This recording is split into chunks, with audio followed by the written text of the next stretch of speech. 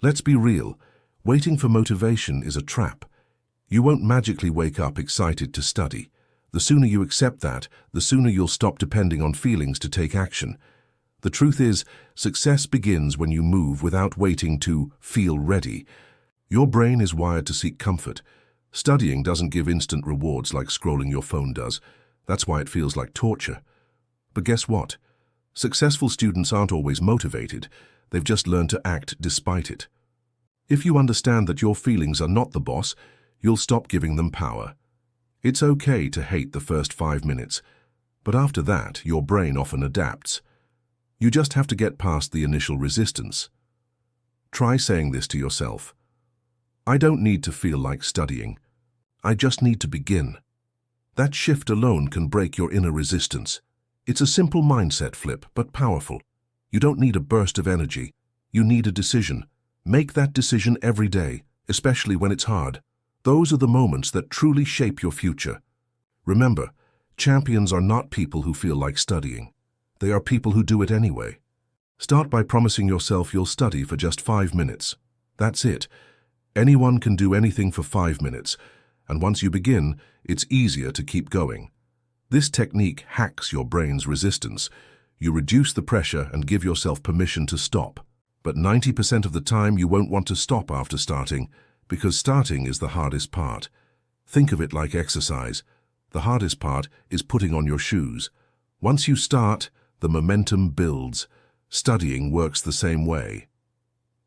Starting creates flow. Your mind hates commitment when it sounds painful, so make it sound easy. Just 5 minutes feels manageable, and that makes it powerful. This is not about fooling yourself. It's about building discipline in a kind way. You don't need to fight your brain. You just need to outsmart it. Start with 5 minutes. You might end up with 50. That's how progress is made. One small start at a time. If your phone is nearby, you've already lost. Even if you don't touch it, your brain is still partly thinking about it. That tiny distraction lowers your focus dramatically. Before you start, turn off notifications. Leave your phone in another room. Use a website blocker. Make your environment boring. Yes, boring is good for focus. Think of your brain like a spotlight. You can't shine it on 2 things at once. Every beep, every pop-up, every glance at your screen pulls you away from learning. Prepare your study space like an athlete prepares for a game. It's not just about what you do, it's about what you eliminate. No champion performs well in chaos. If you're serious about studying, then act serious. Protect your focus like it's your future, because it is. Your environment shapes your behavior more than willpower. Silence the noise, shut the door, and tell your brain it's just you and this task now. That's how real focus begins. When you look at a huge pile of chapters or tasks, your brain shuts down. It feels impossible, and so you avoid it. That's why breaking tasks into tiny parts is your secret weapon. Instead of saying, I need to study chemistry, say, I'll review 10 flashcards. Instead of, finish this project, say, I'll write 1 paragraph. Smaller goals feel achievable. Each time you complete a tiny task, your brain rewards you. You feel progress. And that feeling keeps you going. It's like climbing a mountain, 1 small step at a time. You don't need to study for 3 hours straight. You need to study for 15 minutes, take a break, and repeat. That's how your brain stays alert and focused. Use a timer if needed. Set it for 25 minutes, Pomodoro method. Then take a 5-minute break. This creates rhythm, and rhythm builds consistency. If you break it down, you take back control. And when you're in control, the mountain becomes a staircase. Rituals make things automatic. When you repeat the same steps before studying, your brain begins to associate those steps with focus. It's like a signal that says, time to switch on. Your ritual could be simple. Make tea, open your notebook, play a specific playlist. Do it every day. Over time, these steps become part of your study identity. This creates a mental shortcut. Instead of thinking, should I study, you simply follow your ritual. The decision is made for you. Athletes stretch before a game. Musicians tune their instruments.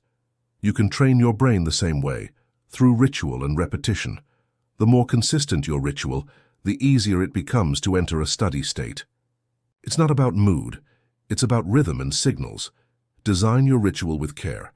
Make it something you look forward to. It turns studying from a fight into a flow. If studying feels pointless, it's because you've lost the why. Remind yourself, why are you doing this? What dream are you fighting for? Visualize the future you want. The job, the house, the freedom, the respect. Tie your study sessions to that dream. Suddenly, it's not just homework. It's a step toward your future. Your brain is wired to chase rewards. So give it one. Connect studying with something exciting, something personal, something powerful. Create a vision. Bored. Write a letter to your future self. Keep a reminder on your desk that says, "This is for me." That emotional connection makes discipline feel worth it. When you study without purpose, it feels like a chore. When you study with purpose, it feels like power. That's the difference. Make it personal, make it emotional, and your energy will rise, even on the hardest days. Your brain loves rewards. Use that to your advantage. Promise yourself a treat only after you complete your task. A snack, a walk, a break, but only after. This builds discipline like a muscle. You learn to delay gratification, and delayed gratification is a superpower in school, work, and life. The trick is to make the reward clear and immediate. For example, when I finish these 20 questions, I'll watch one episode. Not before or after. This system turns discipline into a game, and when you win, you actually feel the reward, because you earned it. That's how your brain grows stronger. Eventually, the study itself starts to feel like the reward, because progress becomes addictive. But until then, use rewards to train your willpower. Work first, reward later. That simple rule can change everything. Before you scroll away, I want you to pause and think, which of these strategies hit you the hardest? Was it the 5-minute trick, the idea of creating a ritual, or maybe tying your studies to your dream? I genuinely want to know what spoke to you the most. Drop it in the comments. Seriously. I read every single one because this channel isn't just about study tips. It's about building a real community of students who get it, who are tired of feeling stuck and want to push through together. And be honest, what's the hardest part for you when it comes to forcing yourself to study? Is it the distractions? The lack of motivation? The pressure? I want this space to be your safe zone to share, vent, and grow. If you've ever felt like every part of you wants to do anything except study, you're not alone. But now you have tools, and you have this community, and that makes all the difference. So comment below, "I'm done waiting for motivation. I'm taking control."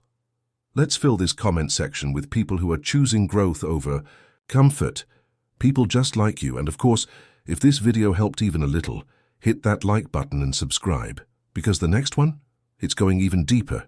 Trust me, you won't want to miss it.